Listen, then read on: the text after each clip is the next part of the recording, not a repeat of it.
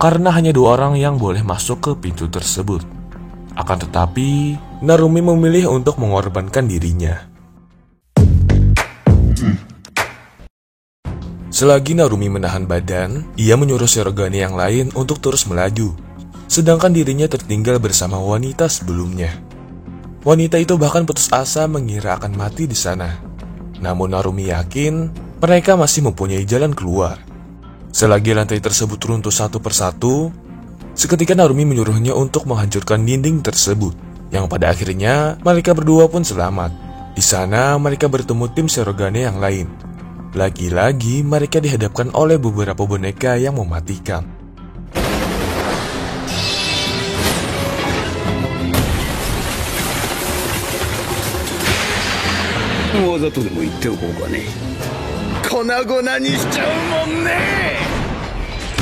Lagi dan lagi, Narumi kembali menjadi tameng untuk mereka.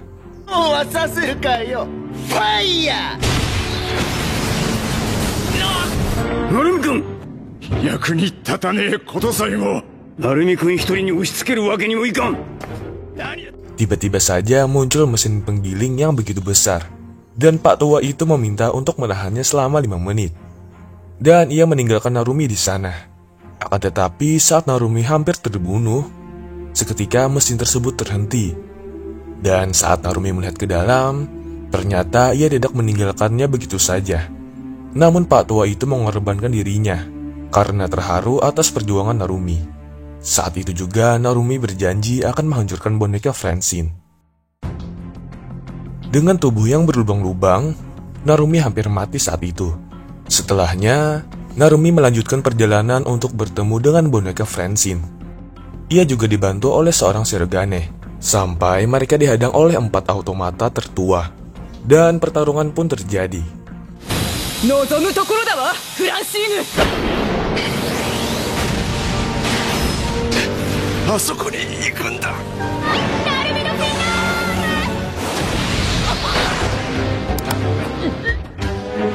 失礼ね、一括りにしないで。やれやれ、一度戦ってみたかったが。Di sisi lain, Mas Gondrong ternyata juga datang ke sana. Singkat cerita, mereka kewalahan melawan 4 automata tersebut. Nasib baiknya, saat mereka terpojok, sang nenek datang untuk membantu. お前たちと同じ闇の色なのだから。我々の体に溶けたアクアウイ体が。本当にバカだね、オートマタは。 Namun pada akhirnya, sang nenek juga mati saat mengalahkan salah satu tetua. Karena terluka parah, Narumi pun dilarikan ke ruangan kapsul untuk mendapatkan perawatan.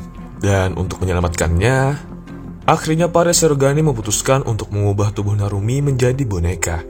Setelah lama pingsan, Narumi pun sadar dari komanya dan berjanji kepada Mingxia untuk membalaskan kematian teman-temannya.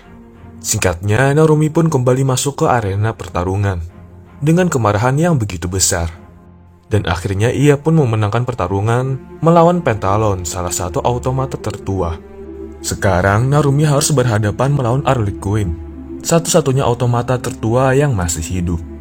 Tak disangka ia memenangkan pertarungan itu dengan 1 pukulan. Setelah mengalahkan keempat automata tertua tersebut, akhirnya Narumi pun sampai ke tempat boneka Francine. Namun sayang, saat akan menyerangnya, tiba-tiba pukulan Narumi terhenti.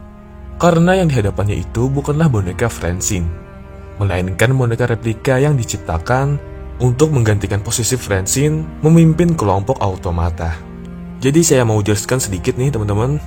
Buat kalian yang belum mengerti, misi kelompok Shirogane itu sebenarnya adalah untuk menghabisi boneka Francine agar bisa menghentikan asap Zonava.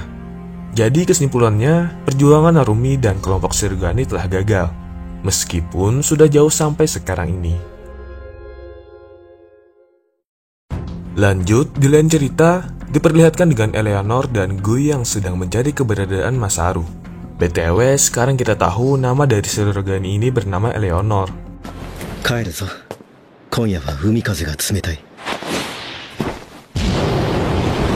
Dan di perjalanan, ia malah bertemu dengan Narumi. Narumi yang tidak mengingat apapun, mencoba untuk menyerang Eleanor. Dikarenakan ia menduga bahwa ia adalah wujud dari boneka Francine. Eleanor pun menanyakan, kenapa Narumi mencoba untuk menyerangnya. Padahal sebelumnya Narumi adalah sosok pelindung yang telah mengajarkannya untuk tersenyum. Lalu Narumi menceritakan kejadian sesudah bertarung melawan Automata, yang dimana setelahnya ia bertemu dengan mantan kelompok Shirogane. Singkatnya, pada pertemuan itu Narumi menanyakan keberadaan Francine yang asli, dan ia menjawab bahwa Shirogane Saiga yang nama aslinya sekarang adalah Eleanor. Setelah perkataan itu, Eleanor pun mengatakan tidak mengetahui apa-apa tentang fitnah tersebut. Namun Narumi dikendalikan oleh amarah dan tidak menghiraukan semua itu. Singkatnya, Narumi pun bersiap untuk membunuh. Namun tiba-tiba kenangan Eleanor dirasakan oleh Narumi, yang hingga akhirnya ia pun menghapus niatnya tersebut. Cerita berpindah kepada Masaru yang berkunjung ke apartemen yang dulu ia tempati untuk mencari tahu kebenaran tentang dirinya. Lalu diperlihatkan dengan masa lalu Masaru setelah kematian ibunya, yang dimana setelah pemakaman ibunya, ia dijemput oleh seorang pengacara untuk pertama kali bertemu dengan ayahnya. Selama bersama ayahnya, Masaru selalu diiringi oleh kesedihan dan semuanya berubah setelah kedatangan kakeknya.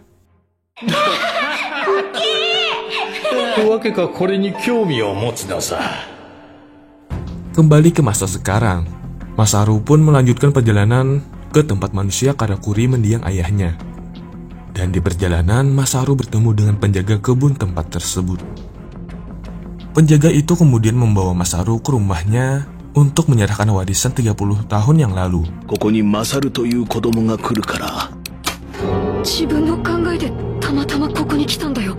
Dengan sepucuk surat, dan setelah membaca surat tersebut, Masaru bergegas pergi ke mansion ayahnya. Singkatnya, Masaru sudah berada di ruangan tersebut.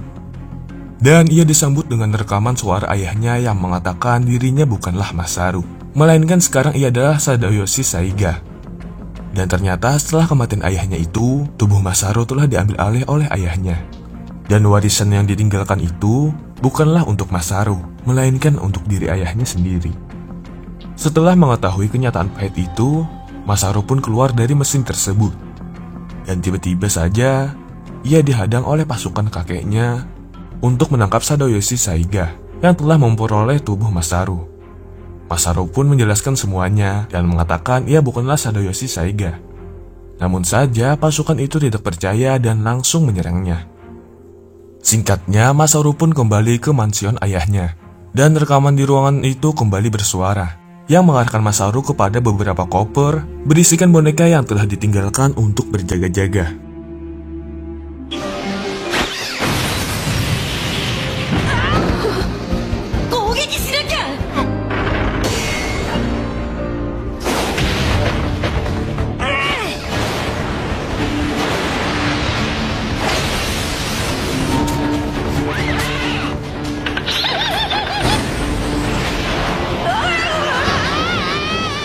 Setelahnya, Masaru mengejar pasukan tersebut.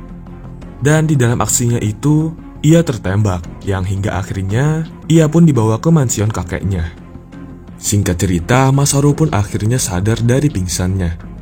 Dan untuk menyelamatkan dari ayahnya, sang kakek kemudian meminumkan Masaru dengan darahnya untuk menghilangkan kejahatan ayahnya tersebut. Yang hingga akhirnya Masaru pun masuk ke ingatan kakeknya. Lalu diperlihatkan dengan kenangan masa lalu sang kakek, pemuda yang dimana dulunya Yin adalah sosok yang telah mengajarkannya ilmu tentang obat-obatan. Sensei ni nante kuchi wa kikiyotto ga? Watashi no kubi o mazu omochi kudasai.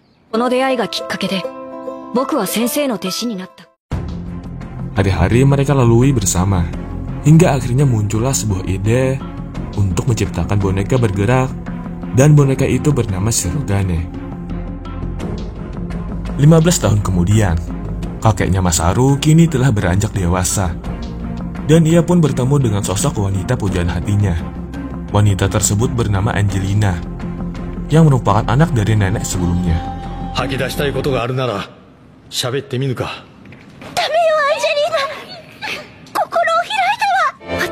緒に行ってくれるの？長崎の男は強引なんじゃ。英語ってやつが終わってもずーっとな。 Lanjut ke masa sekarang. Di saat akan melanjutkan ceritanya, tiba-tiba Goy datang ke mansion tersebut dan berencana akan membunuh Masaru. Dan ternyata selama ini Goy telah mengawasi gerak-gerik Masaru.